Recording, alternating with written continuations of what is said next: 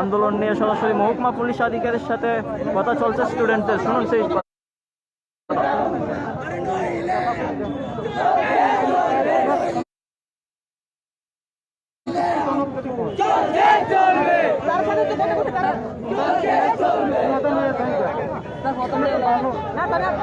আমরা তো চাইতেছি সমস্যার সমাধান স্যার। আমরা স্কুলে স্যারদের সাথে কথা বলছি, তারা তো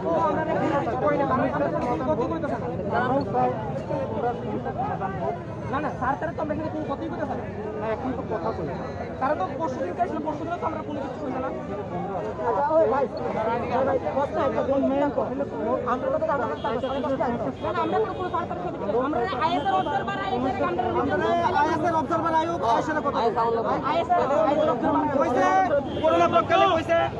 সবাই পাস, এরপরে কেন 20% স্টুডেন্ট ফেল করতো? স্টুডেন্টরা যদি কিছু এই দাবি কেন দিব, এই প্রতিফলন কেন দিব? গতদিন আপনারা ওসি সাহেব কিভাবে দূর করে তুলে লেগেছে? এটা কোন আইন আছে? এটা কোন আইন স্কুল ইউনিফর্ম ইয়ে করে একটা পুলিশ করতে পারে?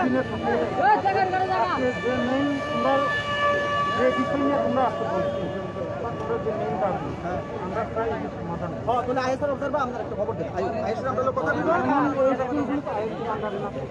হ্যাঁ স্যার, সব স্কুল আইএসআর আমরা সব স্কুল আইএসআর সব সরকারি স্কুল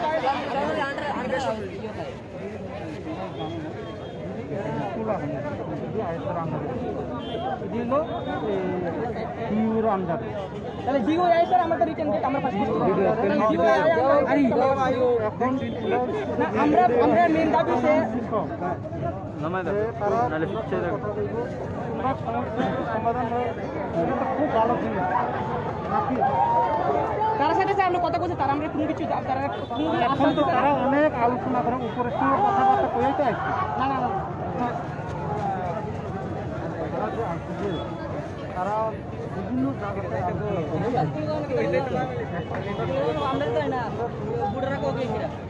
এতক্ষণ শুনলেন ছাত্রছাত্রীদের সাথে কথা বলছে মহকুমা পুলিশ আধিকারিক সোনাচরণ জমাতিয়া, তেলিয়ামলা মহকুমা পুলিশ আধিকারিক সোনাচরণ জমাতিয়া।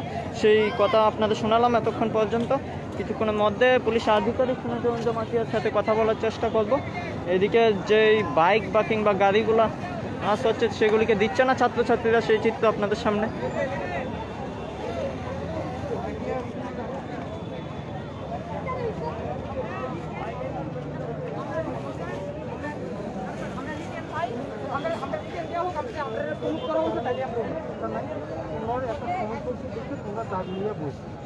এখন আমরা মেইন টার্গেট হচ্ছে তোমরা দাবিটা যাতে সমাধান হোক। এখন কথাটা সমাধান না হয়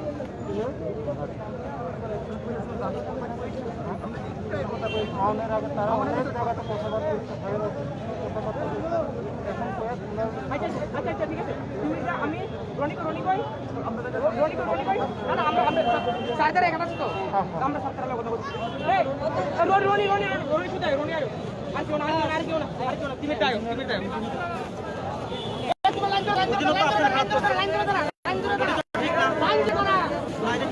এতক্ষণ পর্যন্ত তেলিয়ামলা মহকুমা পুলিশ আধিকারিক সোনাচরণ জমাতিয়া তাদের সাথে কথা বলছে। ছাত্রছাত্রীরা সেই বিষয়ে কি বলছে